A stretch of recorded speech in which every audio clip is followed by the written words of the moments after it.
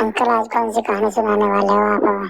एक गांव में एक बूढ़ी औरत रहा करती थी जो कि चोरी और बेईमानी करने में माहिर थी। उसे जो भी मौका मिलता उसमें वह चोरी या बेईमानी कर डालती। उसी गांव में एक रईस व्यक्ति अपना मकान बनाने के लिए 50,000 ईंटें अपने घेर में मंगवा के रख लेता है। इतनी सारी ईंटें देख के उस औरत के मन में लालच आ जाता है। बूढ़ी औरत सुबह सुबह गोबर गिरने कूड़ी पर जंगल जाती। उधर से लौटते वक्त अपने तसले में 5 ईंट वहां से चुरा लाती। 2 से 3 माह तक वह ऐसे ही ईंटें चुराती रही। बूढ़ी औरत ने इस तरह से अपने पास लगभग 500 ईंटें जुटा ली। वह 500 ईंटें लगभग 2 से 2,500 रुपए की उसने चुरा के अपने पास इकट्ठी कर ली। और उसने सोचा इतनी सी ईंटों का वह करे क्या। अब वह जो पशु पालती थी उसने उन पशुओं के नीचे उन ईंटों से खरंजा लगाने की सोची।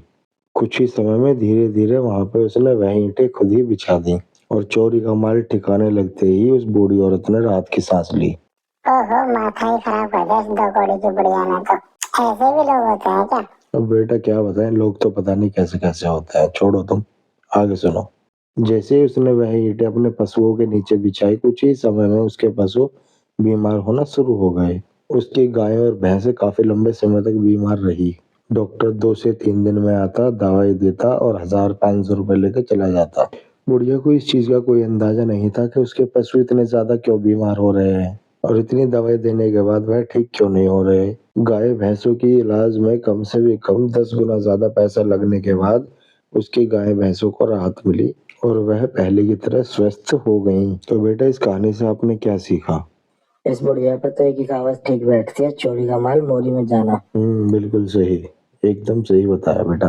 अब तुम एक बात सोचो, उसने छोटी सी बेईमानी करके इतना सारा पैसा डॉक्टर को पशुओं की बीमारी में दे दिया। अगर वह ईमानदारी से चलती और चोरी ना करके जो पैसा बाद में डॉक्टर को दिया अगर उस अपने पशुओं के फायदे में लगाती तो उसको कितना लाभ हो सकता था। कहाँ तो 2,500-3,000 रुपए की ईंटें चुराई, कहाँ पे डॉक्टर को 20-30 हजार रुपए दे दिए। इसलिए बोलते हैं दूसरे के माल पर नियत ना रख के अपने कर्म से, अपनी मेहनत की रोटी से ही पूर्ति पड़ती है इंसान की। दूसरे के माल से कभी पूर्ति नहीं पड़ती। बाकी आप लोग बहुत समझदार हो, मुझे ज्यादा समझाने की जरूरत नहीं है। और ये कहानी एक सच्ची घटना पर आधारित है, कोई मनगढ़ंत कहानी नहीं है। अगर ये कहानी किसी को अच्छी लगी हो तो कमेंट बॉक्स में अपने मन की बात या सलाह लिख दो। अगर मुझे अच्छी लगी तो अगली कहानी में मैं उसको जरूर लूंगा और मैं आप लोगों के लिए और बढ़िया बढ़िया कहानी लाता रहूंगा। धन्यवाद। और दोस्तों आवाज पे ज्यादा ध्यान मत देना, जुकाम होने की वजह से आवाज ज्यादा अच्छी नहीं आ पा रही है।